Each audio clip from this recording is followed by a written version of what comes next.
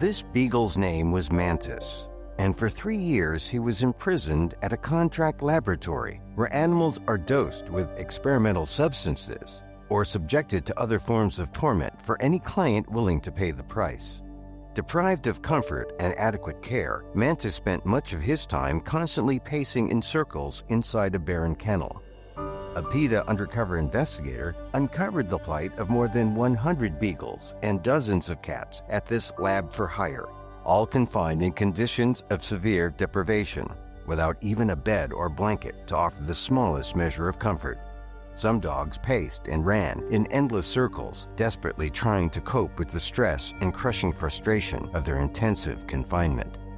Listen to the head of the lab dismiss the dog's frantic behavior. They're just crazy and they do it all the time. You know, it's kind of a stress type of a thing with them.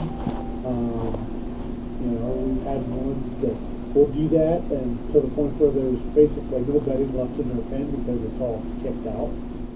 Deprived of mental stimulation and any opportunity to spend even 1 second outside, the frustrated dogs barked without let-up, making the kennels deafeningly loud. In a crude attempt to debark the dogs strictly for human convenience, the lab's vet put a sharp tool down their throats and severed their vocal cords. He denied them any pain relief following this mutilation.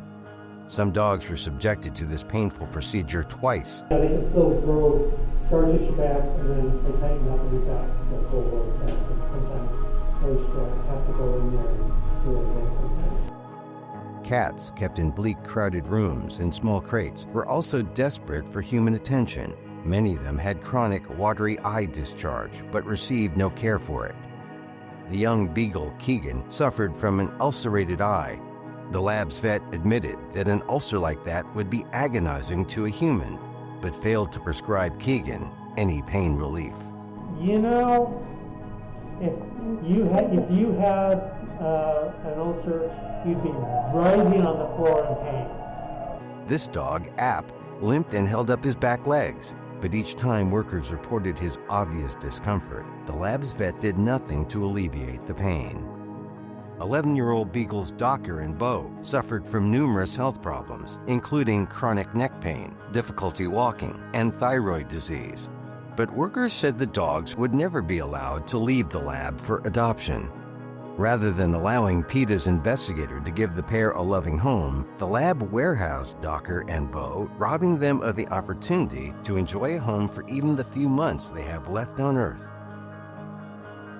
First of all, why do you want to adopt them? If they're getting pretty elderly. If you have to learn that you cannot save them all and you cannot take them all home. We all have the ones that we look at more as pets than we do working dogs. I know. But they're not working. I mean, first of all, they can never live on carpet. They will just destroy the carpet. They'll destroy the hardwood.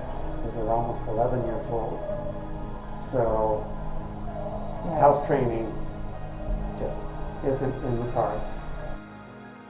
Minx was 14 years old, the oldest animal in the lab. Like Bo and Docker, he and other cats were stored like old furniture so that a lab client could occasionally collect their blood. Cats and dogs, many of them elderly, are still suffering mightily inside this nightmare of a laboratory, denied adequate veterinary care and everything else that would make their lives worth living. Please visit PETA.org today to learn how you can help these animals and prevent more from ending up in this hellhole. Thank you.